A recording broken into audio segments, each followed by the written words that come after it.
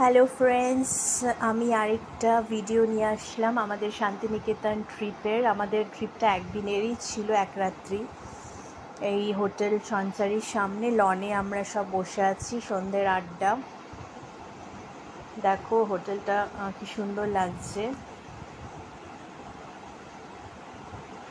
মা, বাবা, আমার মাস্তুতো ভাইয়ের ওয়াইফ, আমার দিদি আর আমি গেছিলাম।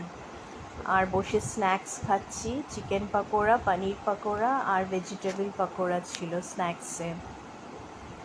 খুব ভালো লাগছিল অ্যাম্বিয়েন্সটা লনের সন্ধেবেলা। দেখো হোটেলটা কত সুন্দর লাগছে। একটা সুইমিং পুলও আছে। এটা আমরা ঘরে বসে আড্ডা দিচ্ছি, আমার মাস্তুতো ভাইয়ের ওয়াইফ, আমার দিদি আর ওই যে মাস্তুতো ভাই ব্যালকনিতে দাঁড়িয়ে আছে।